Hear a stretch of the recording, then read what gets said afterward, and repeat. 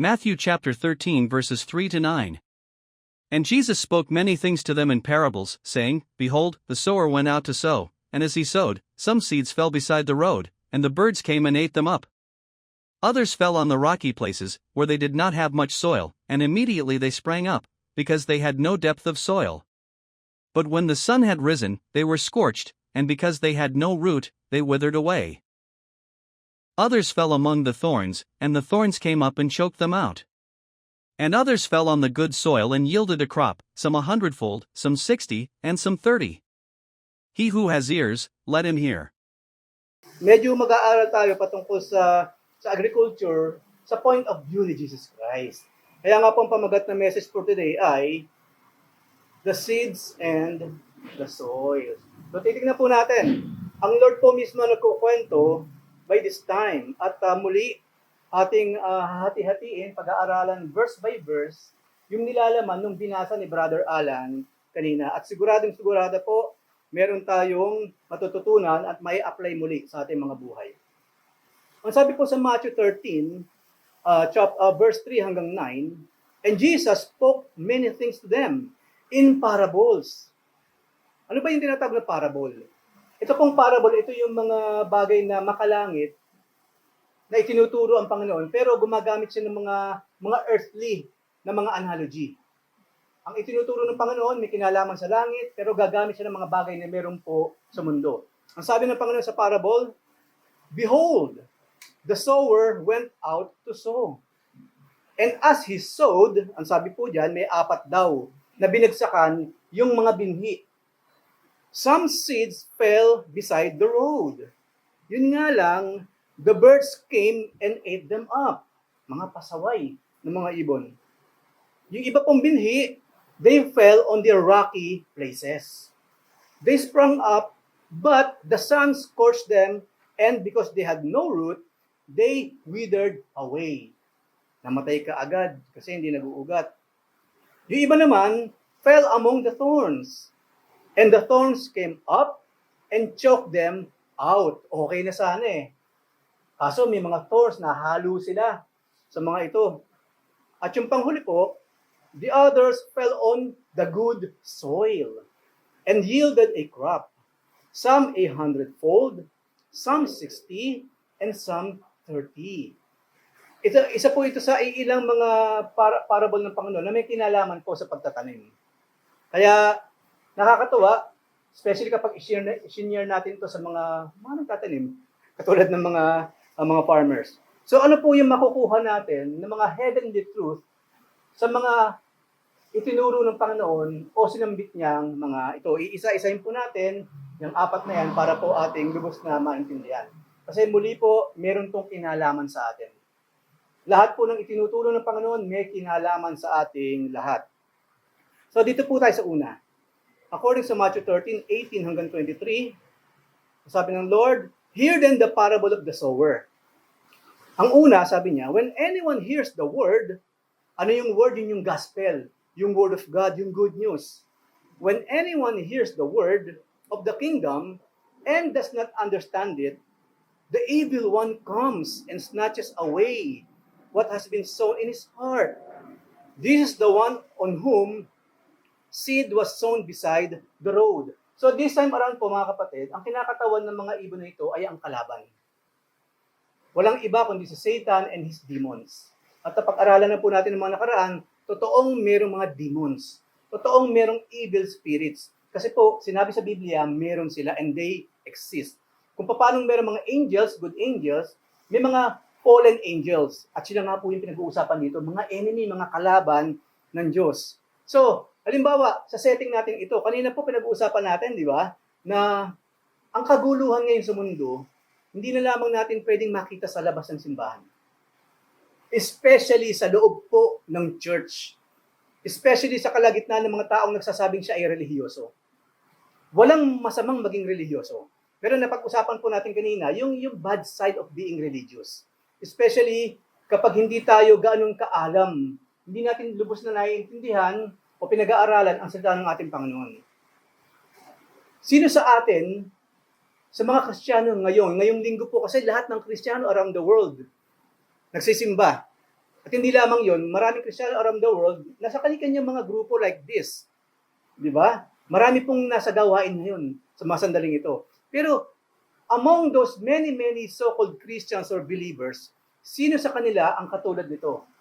Nakikinig, yes, pero actually habang sila nakikinig, hindi lang naiintindihan yung pinag-uusapan.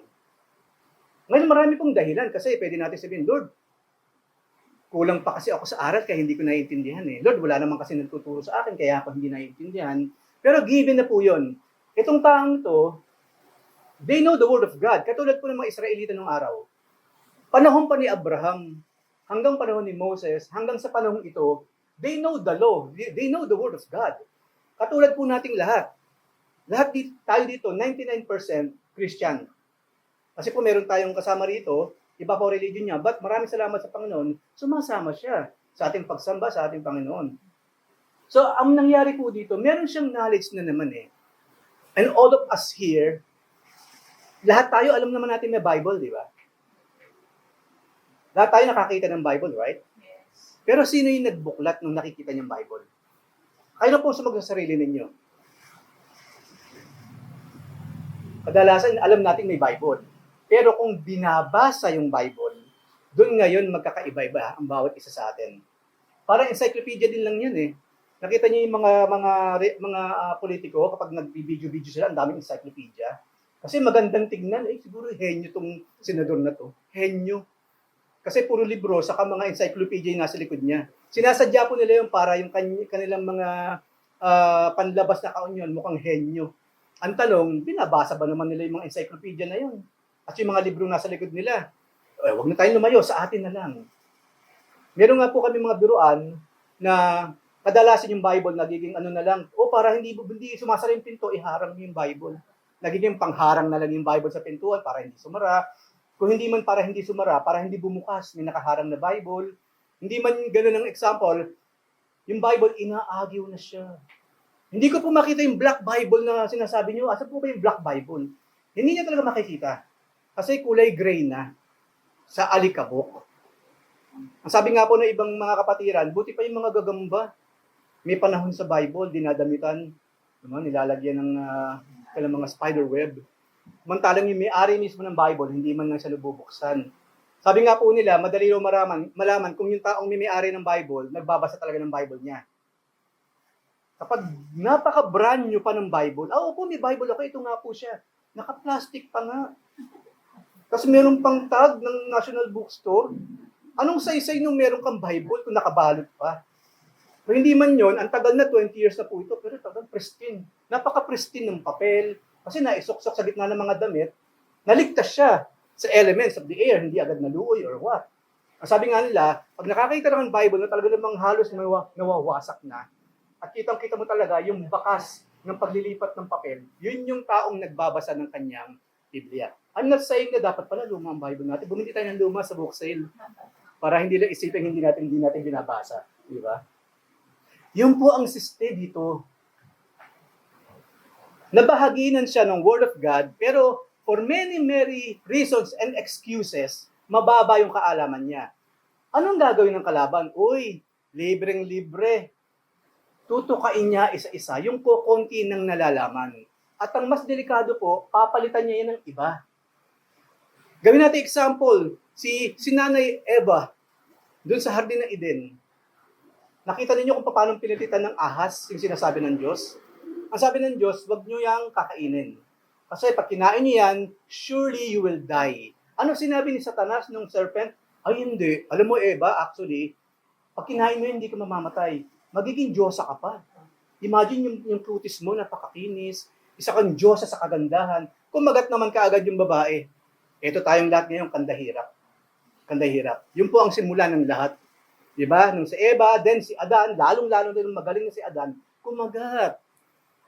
Yung knowledge nila, hindi nila masyadong hinukay, pinalalim, kaya ang dali-dali ngayon tukain palayo ng mga ibon sa himpapawid, which are yung kalaban na ating kinakaharap each and every day. Naranasan niyo po ba yung actually gusto ko talagang magbasa ng Bible, kaya lang pagbukas ko parang tulog na ako eh. Marami pong mga kapatiran niyo ng patotoo. Minsan binubiro ko lang, actually, ang pampatulog ko nga Bible eh. Tawanan lahat. Pero kung tutuusin sa Panginoon, sa tingin niyo, tumatawa siya. Iba nga binubuksan pa lang, ano kayo babasahin? Tulog agad. Tulog agad. Hindi lang yun. Oh, mamaya may Bible study tayo. Parang sama ng pakiramdam ko. Marami pong ganyan. Thursday, doon po kasi Friday ang gawain. Thursday pa lang napapaalam na, hindi po yata ako makakadalo, Pastor Eric, kasi I think masama ang pakiramdam ko ngayon. Thursday pa lang yun, gumagawa na ng reason para bukas wala siya. Yan ang delikado sa mga katulad nito. Kung word of God din lang, alam nila. Meron silang ibang nalalaman. Konting nalalaman. Pero pag yung konti yun, natiling konti, lagot na lagot ngayon sa kalaban, kung ano mayroon siyang konti, kukunin pa sa kanya. At mapapalitan ng mga maling katuruan ng mundo at maling katuruan ng kalaban. Yan po yung unang klase ng lupa na nabigyan naman ng binhi ng salita ng Diyos. Kayo po ang bahala mag-assess yourselves kung saan kayo papasok ngayon sa mga pinag-usapan natin. Number 1 lang po yan. Number 2 po. Yun namang isa, the one on whom seed was sown naman, na i-wisik dun sa rocky places, this is the man who hears the word. And immediately, ang saya-saya niya, wow, ang sarap pakinggan ng word of God. Receives it with joy. Kaso, he has no firm root. Napakaliit ng kanyang root. Ngipin nga lang, pag maliit ang root, di ba? Tanggal agad eh. Tawa-tawa ka din, di mo alam, nakain mo na pala yung ngipin mo. Iba nga, hindi nararamdaman, nakain niya na yung ngipin niya eh. Napaka-gross, di ba? Ganyan yan. Ang saya-saya nung una. Kaso nga, napaka-iksi ng ugat. Hindi lamang basta maigsi, hindi firm. No firm root in himself. But it's only temporary. Ningas kugon. And when affliction or persecution arises, nang dahil sa kanyang paniniwala sa Word of God and to God Himself, immediately he falls away. Gusto ba natin sa atin yung mga taong ningas kugon? Di ba madalas natin nagagamit yan kahit sa family? Uy, ang sipag Tignan natin after a day kung ganyan pa rin yan. Gusto ko mong gawin ito, bigyan niyo ako ng pera, gusto kong gawin ito, makakatulong sa family, binigyan mong pera. Kinabukasan, nagbago ng isip, wala na, hindi na iniintindi. Ilang tao yung ganyan, gagastusan mo kasi yun ang gusto niya eh. Palagay ko po, ito ang malaki pong maitutulong na ito sa akin, sa ating buong pamilya. O sige, itong pera, gawin mo. After a while, wala na. Di ba? Ningas kugon. Ang sipag-sipag ngayon, mamaya wala na. Hindi lang yun, ang bait ngayon, mamaya hindi na mabait, ang sungit na naman. Ningas kugon po ang tawag doon. Mahusay ngayon, maya-maya hindi na. Gustong-gustong gawin ngayon, maya-maya hindi na. Sa buhay po, hindi uso yung ningas kugon. Kasi po, una, yung ating reputasyon masisira. Halimbawa po sa trabaho, nakita ng boss natin, sa umaga lang naman ganyan yan. Alive na alive kasi may sipa pa yung kape eh. Maya-maya kita mo, wala nang ginagawa sa opisina yan. Minsan nga po nagkakabiruan kami doon sa abroad. May mga tao nagtatrabaho. Ang trabaho niya taga-ubos ng kape sa opisina. Taga-ubos ng kape, taga-ubos ng libreng tea, taga-butas ng upuan. Tapos mukhang busy naman. Hindi lang yun yung mga taong kapag nasa meeting, okay, no problem boss, no problem. Maya-maya, pag kailangan ng gawin yung pinamimilihan, wala naman siyang gagawin, ipapasa sa iba. Hindi po ubra yan sa sistema ng mundo, lalong-lalo nang hindi rin yan ubra sa sistema ng langit. Ang dami po kasing ganyan. At kayo na bahalang mag-isip kung ano pa yung mga sitwasyon sa buhay na yung tao, ningas kugon, ngayon lang mahusay, maya-maya wala na. Ngayon, gustong-gusto niya, maya-maya, nasa basurahan na. At may mga taong katulad niya, nabigyan ng nakarinig ng Word of God, tagang napakasaya niya, napakasaya. At marami tayong naranasan ganyan, especially po sa amin, ng mga matatagal na po sa gawain. Marami na kaming nakita mga kapatiran ganyan. Ang tawag nila, nasa honeymoon period daw ng kanilang pagiging Kristiyano. Yung mga unang buwan, unang araw, unang linggo, unang buwan, napakainit sa gawain. Pero after a while, kapag medyo nakakarinig na siya ng mga bagay na against sa ating Panginoon or medyo naliligdig ko yung kanyang bagong taglay na faith, ayang kaagad bumibigay. Kasama-sama ka dyan sa Bible study, hindi mo ba alam na ang babasa ng Biblia, nababaliw? Yan pa naman ang lagi sinasabi ng mga tao, di ba? O, nagbabasa ka ng Bible, baka mabulag ka. One way or the other, naging guilty tayo doon. Kasi for some reason, di ba, kahit naturingan tayong Kristiyano, pero meron tayong nakita nagbabasa ng Biblia, para tayo napapasok ka agad. Na ang tingin natin, ano to, holier than me, holier than thou? Di ba meron tayong ganung klase na ugali? Kristiyano tayo, pero pag merong ibang nagbasa ng Biblia, kapwa natin Kristiyano, para tayo nandidiri for some reason din sa tao. Ngayon, may mga ganun ngayon, pag nakaranas siya, ng konti lang, masabihin lang, isang pamilya tayo, lahat dito hindi nagbabasa ng Bible, ikaw nagbabasa. Di ba? Minsan napakababaw, ano? Napakababaw. Ayan na, mararatal na siya. Agad bibigay. When affliction or persecution arises because of the word of God, immediately wala na siya. Pinanghihinaan ka agad ng loob at babalik sa dati niyang gawin. Di pa minsan nakakatawa or napaka-ironic. Kunyari meron tayong anak na pasaway. Bilang isang araw kita mo nagbabasa ng Bible, di ba? Ang bait-bait. Ako na po maghugas ng pinggan. Basta bigla siyang bumait. Di ba minsan ano pa tayo, parang napaka-antagonistic natin. Himala! Hindi man lang niya, ay, salamat sa Panginoon. Mukhang bumait for 1 second kung anak ko or what. Di ba minsan napaka-antagonistic pa natin? Ano ba tawag doon? Napaka-sarcastic pa natin sa kanila. Di ba? Pero yun nga lang, kasi may mga taong ganyan. Makarinig na ng konting parang hindi sang-ayon sa kanyang ina-expect. Bumabaliktad ka agad. I'm telling you po, when it comes to Christianity, to the Bible, to the Lord Jesus Christ, lagi po tayo makakarinig ng ganyan. Madalas po yan. Number 1 po, sino yung unang mag-a-afflict sa atin, in a way magpa-persecute sa atin, mga mahal po sa buhay. Kasi yung kapitbahay, walang pakialam yan kung bigla tayo nagbasa ng Bible. Yung mga kasama natin sa bahay, kadalasan yan. O, bait-bait mo ha. Huwag din tayong ganon. Kung nagtatry yung taong magbasa ng Biblia, kahit paano, medyo makapag-move on sa mas maayos sa pamumuhay, hayaan natin. Especially kung Word of God naman ang pinag-uusapan. So, ayan po. Mababa ang napakababaw ng kanyang root at hindi lamang yan, ang dami-daming bato. Ang kinakatawan po ng mga bato, syempre, yung mga issues in life. Katulad po sa nabanggit natin kanina. Agad-agaran, kung gaano siya kainit last week, ngayon po, hindi na mahagilap sa simbahan. Bumigay na kaagad. Pangatlo po, yung ilan namang mga binhi, saan daw siya napunta? Sown among the thorns. This is the man who hears the word. But the worry of the world and the deceitfulness of what? Wealth choke the word and it becomes unfruitful. Napapaligiran siya. Itong taong ito, nakarinig sa salita ng Diyos, tumutubo na siya, kaso napapaligiran din siya ng mga thorns. Di ba? Ano nangyari sa kanya? Unfruitful. At ito po, napakarami nito. Ito po yung mga taong naturingang Kristiyano pero walang bunga. Hindi ko pa sinasabing, ano ba ito, pag naka 2 years na kayong nandiyan, nakaupo dyan, pag wala pa kayong bunga, lumayas na kayo dito, wala pala kayo. Hindi po. Kasi may tamang panahon ng bawat tao kung kailan siya mamumunga. Pero ang kailangan po natin ngayon, yung desire na mangmunga through the words na ating napapakinggan. Yun nga lang po, ito talaga ang normal sa buhay. Sadyang around us, maraming pipigil sa atin para makapag-move on pa further, makapag-step higher pa sa ating Panginoon. Sadyang marami po. Nung araw po, nung ma-born again ako noon, bago pa ako ma-born again po, illustrator po kasi ako sa comics nung araw. I don't know kung naaalala ni ate.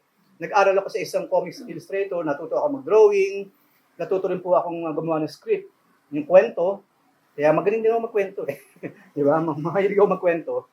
In short, pumaga akong nakapagtrabaho. I think I was 18 years old or what. Di ba? May maaga rin ako nakapag-asawa.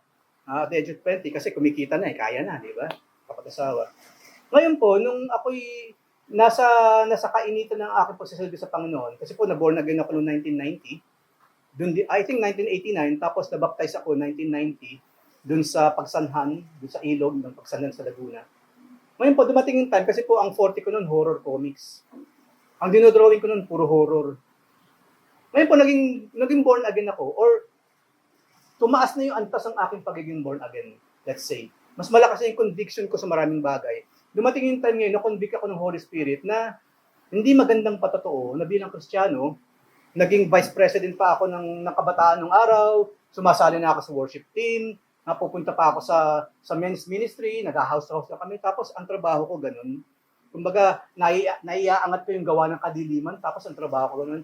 Dumating po yung point nung ako na-convict na, pag tinatanong po ako kung anong trabaho ko, nahiya akong sabihin. Okay lang sana kung sabihin ko, ay, ano po ako, artist po ako sa comics. Kaso kadalasan po itatanong, ay, anong comics ka ba nagdo-drawing? Di ba sabi kung liwayway man lang, aliwan comics. Kasi horror kasi, horror. Hindi ko masabi. Laging comics, shocker comics, kilabot comics. Basta horror comics, dun po ang forte ko. Pero I was really, really convicted by the Holy Spirit. Kung hindi po sa tulong ng Holy Spirit, at the same time, kung hindi ko ginawa what is humanly possible, machochoke ako ng mismong trabaho ko na ipinambubuhay ko sa aking pamilya. It requires that kind of courage, determination, para makabitaw tayo sa mali nating ginagawa.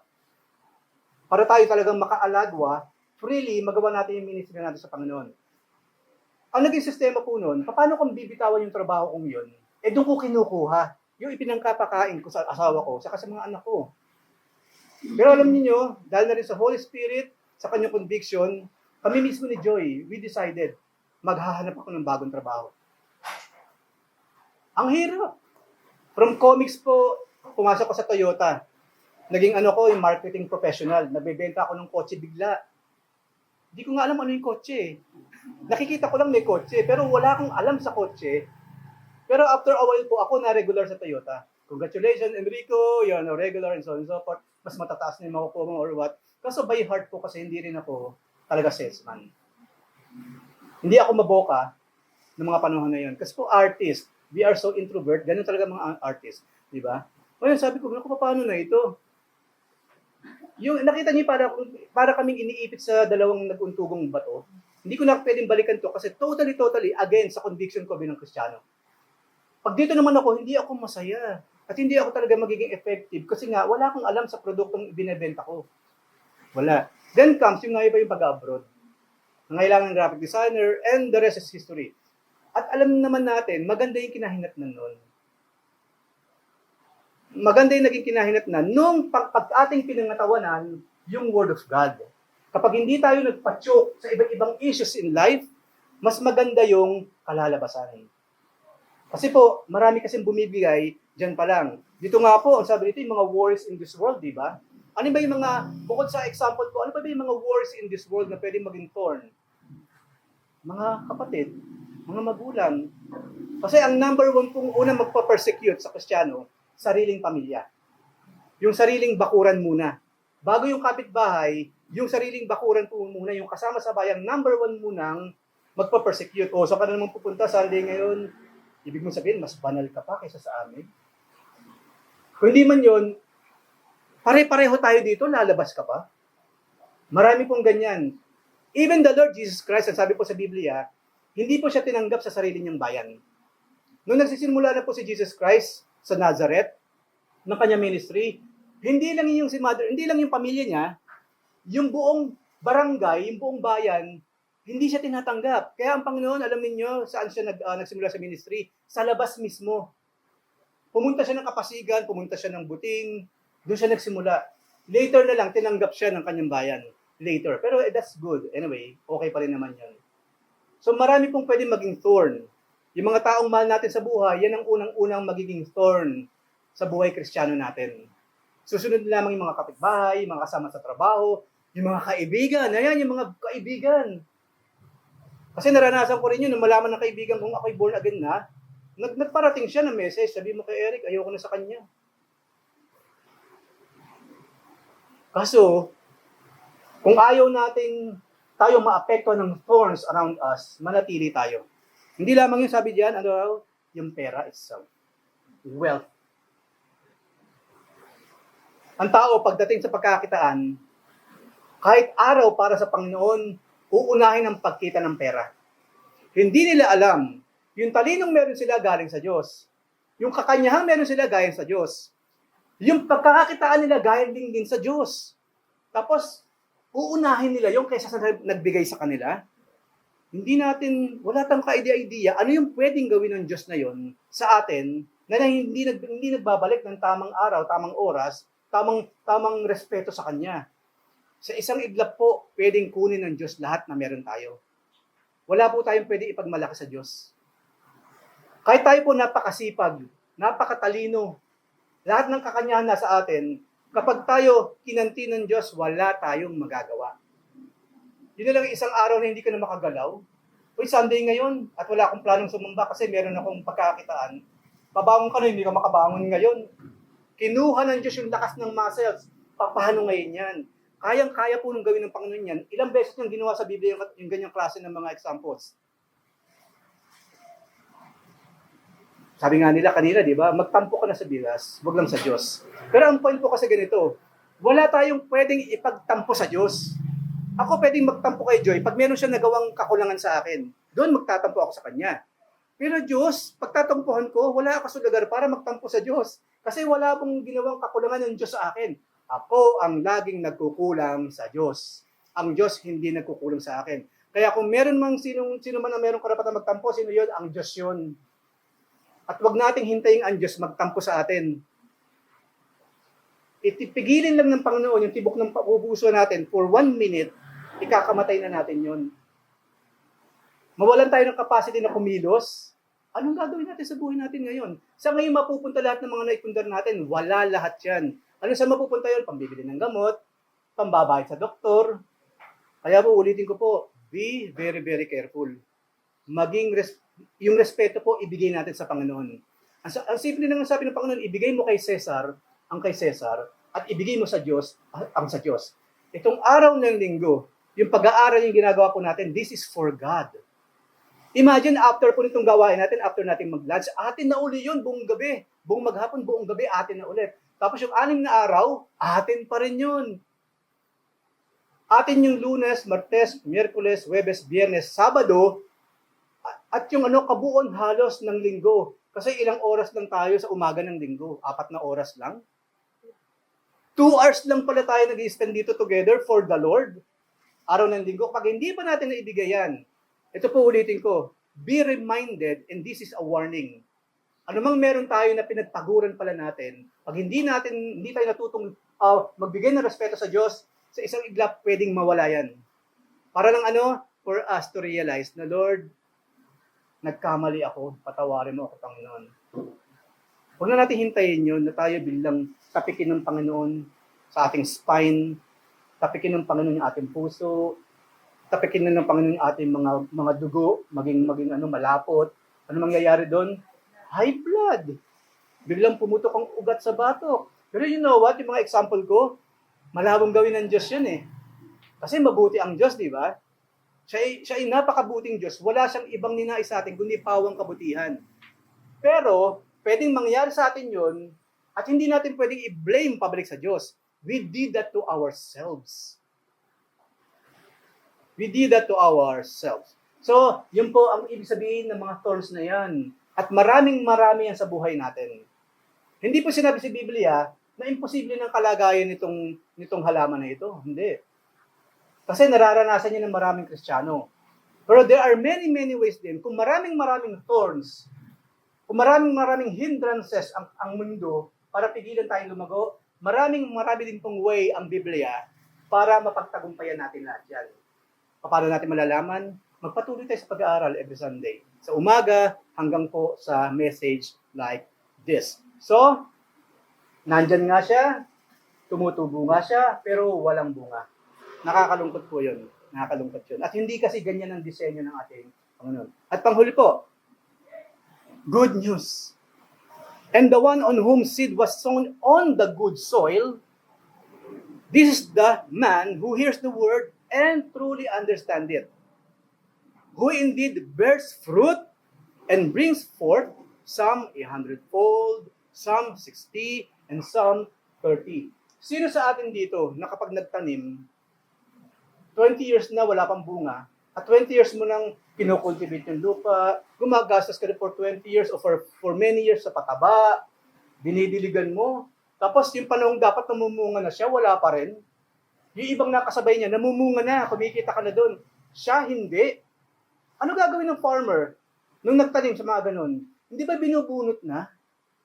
Binubunot na po. Kasi bakit pa ako mag-aaksaya?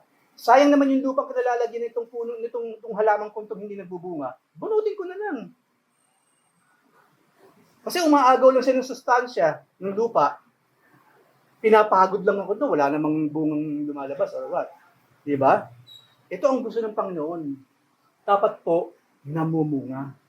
At ang pinag-uusapan po natin bunga dito, spiritual fruit or yung spiritual ng pamamunga. Oo nga naman, ano ba yung mga bunga pinag-uusapan natin? Kasi sabi dito, kung igagawin kasi natin literal, talagang maraming kamyas, maraming kamatis. Pero dito, sa pinag-uusapan natin, spiritually, ano ba yung bunga pinag-uusapan dito? Siyempre, ang number one pong bunga na pinag-uusapan dito, kapag tayo talaga, kasi po, meron kasing katibayan kung ang isang tao, tunay siyang Kristiyano. Marami pong katulong sa Biblia ang nagsasabi na ito yung mga katibayan kung ang ikaw mismo, ikaw, ako, bilang si Eric ay tunay na Kristiyano. Ang una po pinagbabasihan, bunga. Bunga. So ano yung example ng bunga? Ang number one po sa listahan ng Panginoon na dapat maging bunga natin, kapwa natin tao. Yun muna. Kung ako, katulad ko, meron ng pamilya, ang number one na bunga na dapat kong ihandog sa Diyos, yung sarili kong pamilya. Kailangan ba lumayo pa muna? Hindi. Sariling pamilya muna, sabi ng Panginoon, your own Jerusalem. Your family, our families, are our own Jerusalem. Sila muna ang dapat maging bunga natin. Ilalapit natin sa Panginoon. Siyempre, may panalangin yun, Lord, diniling ko po, ihanda mo po ang puso ng aking asawa, ang puso ng aking mga anak, na sa ganoon, kapag sila po sinare ko ng inyong mga salita, matanggap nila ng maayos, at hindi po sila umagen sa akin, at marami. Prayer muna bagong lahat. Pray, pray, pray. Sabi nga po sa Biblia, pray without ceasing. Pray without ceasing. Yun po ang sinabi sa Biblia.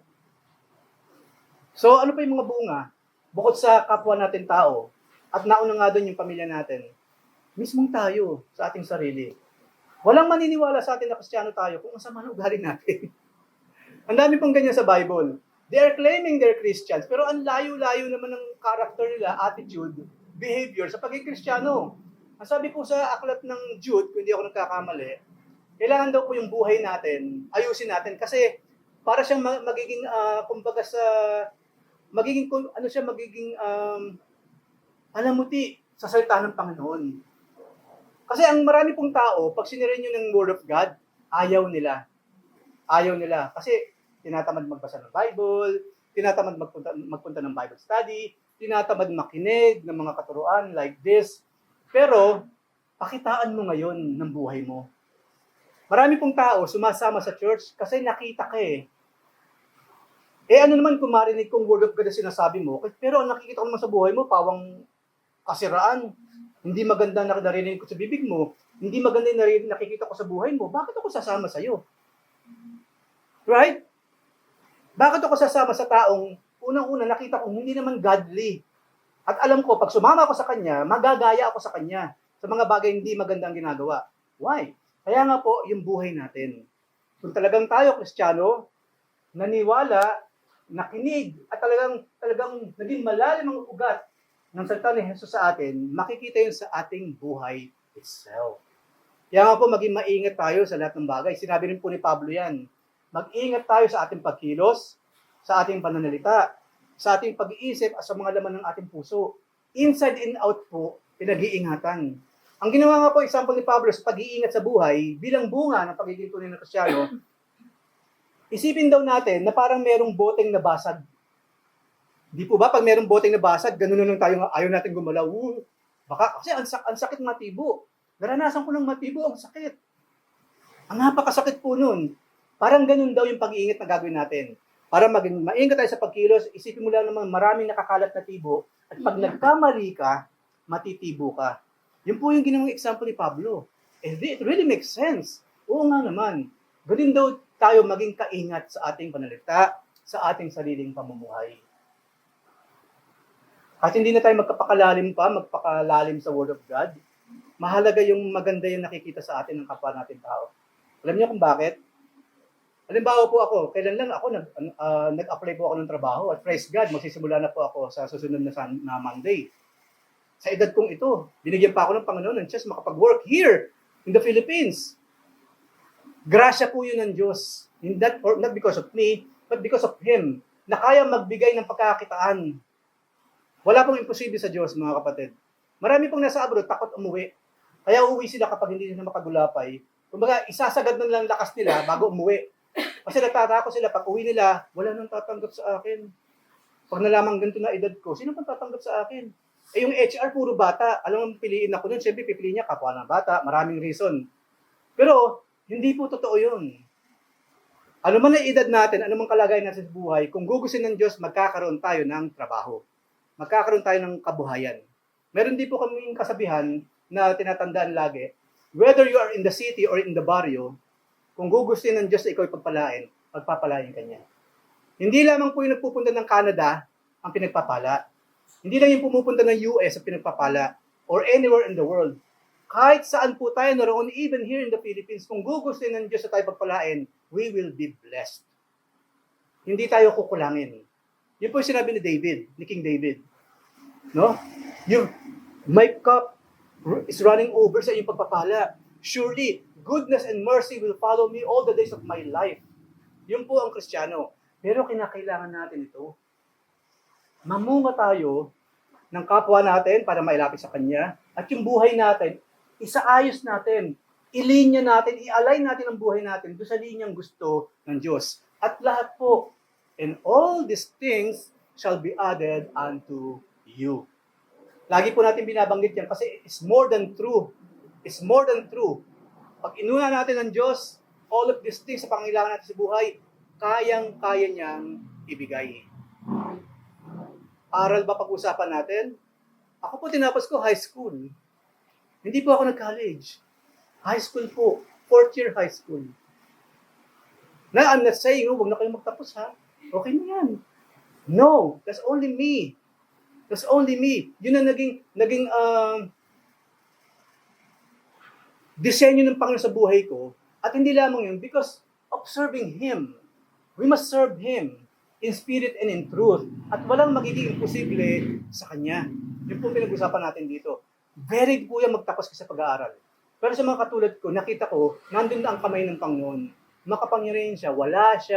Walang imposible sa Kanya. Basta tayo, katulad po ng soil na ito, maging matabang lupa ang ating mga puso. At magkaroon tayo ng mga bunga na ikasasaya ng ating Panginoon. Kung gusto mo natin subukan ng Panginoon, subukin natin yung kaya niyang ibigay sa atin kapag tayo sumunod sa Kanya. Sigurado po yan, walang mintes. Kasi yun ang pangako ng Panginoon. I have given you life, at hindi ko lamang kayo binigyan ng buhay, I am giving you life na ano raw, ganap at kasiyasiya. Yun po yung buhay na gusto ng Panginoon sa atin. Ganap, ibig sabihin, kumpleto, at kasiyasiya. Kasi maraming tao, kumpleto sa lahat ng bagay, pero hindi masaya. At alam ng Diyos yun. Hindi ko mo-billionaire, trillionaire, masaya na siya. Hindi po totoo yun. Hindi totoo ang tao, masaya-masaya kapag nasa kanya na lahat. Hindi po yun totoo. Hindi po yun totoo. Ang totoo, meron kang average life at masaya ka. What matters most, masaya tayo. Kontento tayo sa ating mga buhay. Yun po ang mahalaga at yun po ibinibigay ng ating Panginoon. Ganun po kabuti ang Diyos. Maging matabang lupa lang tayo. Kapag tayo naging matabang lupa, ginawa natin yung iniutos ng Panginoon, yung kanyang mga sinasabi sa atin, tatanggapin natin yung mga pagpapalang, even as magugulat tayo, kung ako lang, hindi ko kaya to. Kung ako lang, hindi ko to kaya i-provide sa pamilya ko, and yet, eto ngayon ini-enjoy natin. Because of what? Because of the Lord Jesus Christ. Kasi mabuti ang Diyos at nagpapala siya sa kanyang mga anak na tunay nga sa kanya ay nananampalataya at sumusunod. Garantisado po yan. Walang kamintis-mintis. Yun lang po ang kinakailangan natin gawin, maging mataba ang ating mga puso para sa kanyang mga salita at sa lahat ng gagawin pa niya sa ating mga buhay. Ngayon po, bakit ba ang Panginoon nga? Bakit kinakailangan pa niyang gumawa ng parable? Kasi sa kwento pong ito, nung sinabi ng Panginoon nung una yung parable, yung mga apostol po nagtanong, Lord, bakit ka po ba, pag nakukwento ka ngayon, gumagawa ka ng analogy, ba't gumagamit ka pa po ng parable? Hindi tuloy maintindihan ng iba. Yun po yung, pag binasa po niya yung buong chapter na yan, Ang nakaintindi lang kay Jesus Christ, kahit ipinaliwanag na niya, yung mga apostol lang, yung mga miron, hindi na naintindihan. Una po, ang lesson learned doon, huwag tayong miron lang sa harap ng Diyos. Yung pong miron kasi, miron lang yun. Nandyan, pero walang nangyayari sa kanya na bunga nung naririnig niya at nakikita niya. Miron ang tawag doon. Yung mga apostol kasi hindi sila miron lang. Kaya naintindihan nila. Pero yung mga miron, by that time, mga Pariseo, mga scribes, mga naturingang mga matatalino, hindi na naintindihan. So nagtanong sila ngayon, Lord, bakit kasi gumagamit ka pa ng parable? Hindi tuloy na maintindihan. Why? Why Jesus used parables? Jesus, veiling of the truth, talagang loob ni Jesus Christ, tatakpan talaga ang katotohanan sa mga unbelievers. Jesus' veiling of the truth from unbelievers was both an act of judgment and act of mercy. Bakit judgment ang parable? Judgment, because it kept them in the darkness that they loved. Ang sabi po sa Biblia, si Jesus ang ilaw. Pero nang siya'y magpakita bilang ilaw sa mundo, maraming taong nasa kadiliman ayaw lumapit sa Kanya. Because their deeds are evil.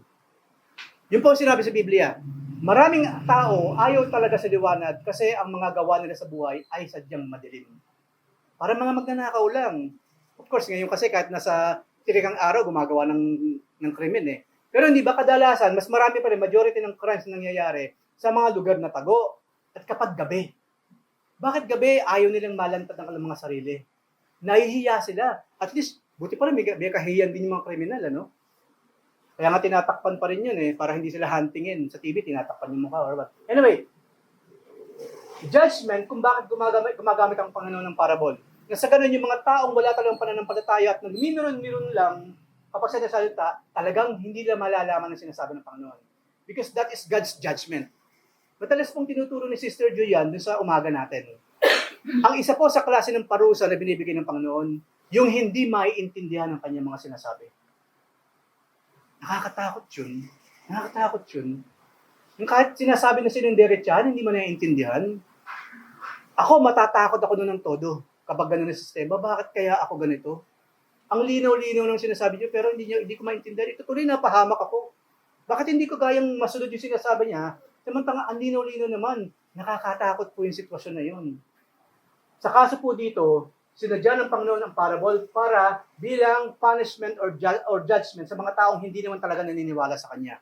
Naroon lang sila para maging miron, hindi para maniwala. So wala silang makukuha. Mag-usyoso, magmiron, wala silang makikita mula sa Diyos. Mercy at the same time, yung kabila ng scale. Judgment at the same time po, mercy para sa kanila. Because they had already rejected the light, which is the Lord Jesus Christ. So, any exposure to more truth would only increase their condemnation. Minsan po sabi ng Panginoon sa mga taong kaharap niya, sabi niya, alam niyo, kung hindi ko sinabi ang mga bagay na ito, wala sana kayong kasalanan eh. But since sinabi ko na, kapag hindi niyo sinunod, then kayo nagkakasala. Ang point po ganito, yung pong mga osyoso dito, na naroon lang hindi para matuto, kundi mag-usyoso lang, para tangan pa nga ng masamang Panginoon. Di ba? Kung totoo sa inyong parable, act of mercy sa kanila.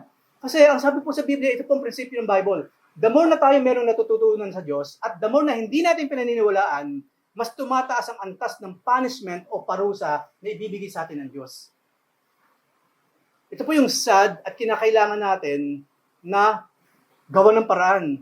Hindi po enough na tayo nakakarinig ng Word of God. Kasi ngayon po, kung kayo nakikinig, kung tayong lahat dito nakikinig, at hindi pa rin natin gagawin yung sinabi ng Panginoon, mas matinding parusa ang tatanggapin natin. Di ba? Parang walang pinagkaiba sa taong hindi niya alam eh. Hindi niya alam. So may parusa pa rin, pero hindi ganun kabigat. Itong namang isa, alam na alam niya. At ginawa niya pa rin, mas matindi ang parusang ibibigay sa kanya. Kasi alam niya eh. Maraming witnesses, hindi ba nandun ka na nung tuturo? Hindi ba nandun ka nung Bible study? Hindi ba nandun ka nung Sunday, nung worship service? Eh bakit baliktad pa rin ang ginagawa mo? Mas matindi po ang parusa. Hindi ko po kayo tinatakot mga kapatid. Pero yun po ang katotohanan sa Bible. The more na tayo mas babad sa Word of God, at hindi natin ginawa yon, patong ng patong ng patong ng patong yung kaso natin against heaven. Mas mabigat, mas mabigat, mas mabigat na parusa ang ating matatanggap. Yun po ang dahilan kung bakit gumagamit ng Panginoon ng parable. So, iwan po kayo ng blessing, ng promise, at the same time, ng paalala. Kapag tayo nakinig po sa salita ng Panginoon, at sumunod tayo sa sinasabi ng Panginoon, that is a big blessing for you at sa inyong loved ones. Kapag hindi po, anumang meron tayo, kukunin pa. Imagine ninyo, hirap na tayo sa buhay. Tapos pag nakikinig tayo ng Word of God at hindi pa natin pinapakinggan, yung konting meron tayo, kukunin pa po yun. Mas matinding hirap pa ang pwede natin pasukin o maranasan sa mundong ito. So assess ourselves. Tignan natin ang puso't isipan natin ngayon. Ako ba narito para magmeron lang? Mag-usyoso lang? O narito ako upang makinig? At after ko makinig at maintindihan, gagawin ko sa aking buhay ang aking mga napapakinggan. Kayo po ang siyang maglagay ng sarili niyo doon sa 4 na klase ng lupa na pinag-aralan natin kanina. And last po, sa ating verse to ponder, ang sabi po sa John 3:18, whoever believes in Jesus is not condemned. But whoever does not believe is condemned already. Because he has not believed in the name of the only Son of God. So dito po muna tayo. Marami pa ng tao, kaya talagang hindi na magawang maniwala kay Jesus. So they're already judged. Bunga na ng parusa ng Diyos, yung hindi nila pa kayang maniwala sa ating Panginoon. Nakakatakot po yun. Kasi kung ang tao po walang kakanyang maniwala kay Jesus, pag siya namatay, sigurado, walang kamintis-mintis, impyerno ang pupuntahan niya. You know what? Sa mga susunod pa, pag-uusapan natin patungkol sa impyerno. Kasi po si Jesus Christ, marami siyang pagkakataon, itinuturo niya yung totoo, yung reality about hell. Okay, pag-uusapan po natin. Kaya, walang sino mang taong gugustuhin pumunta sa impyerno. Kaya nga po, habang nabubuhay tayo, mamuhay tayo ng sang-ayon sa mga taong papunta ng langit. At madadaanan din po natin yan. So, ulitin po natin. Kung sino man daw kung naniniwala sa Panginoon, tayo ay walang condemnation. Sigurado, anytime na kukunin tayo ng Panginoon, pasok tayo ng langit. Ang sino mang hindi naniniwala sa Kanya, maaaring bunga na yon ng Kanyang pagiging todo-todong kasamaan sa ating Panginoon. Yung bang babad na siya sa Word of God, and yet hindi naman talaga siya naniniwala at hindi siya sumusunod, then iba lang pala nangyayari sa Kanya. Maaaring yun na yung condemnation na pinag-uusapan natin. Yung pala tinanggalan na siya ng tenga para makarinig. Condemnation po yung mula sa ating Panginoon. John 3:19. And this is the judgment. The light has come into the world, and the people love darkness rather than the light because their works were evil. Yung pong ginagawang kasamaan ng tao, bunga na lamang yun na kung sino siya sa harapan ng Panginoon. Lahat ng unbelievers, wala siyang ibang gagawin kundi gumawa ng mga bagay na labas sa kalooban ng Diyos. Normal na po yun. Pero sa atin, sinasabi natin tayo tunay na Kristiyano, makita ngayon sa buhay natin, sa attitude natin, sa pananalita natin, sa behavior natin, yung mga bagay na dapat makita ng mga taong nasa liwanag. At definitely, anytime na kunin tayo ng Panginoon, we will go straight to His presence there in heaven. Totoo pong merong langit, at totoong merong impyerno, at yun lang ang pwedeng puntahan ng tao kapag siya namatay. Anytime, these coming days. Okay? Na tayo yumuko tayo manalangin. Lord, thank you very much po. Saan pa kami pupunta, Panginoon? Ano pa ba naman ang dapat namin piliin? Walang iba kundi ikaw lang. Lord, pinipili ka namin.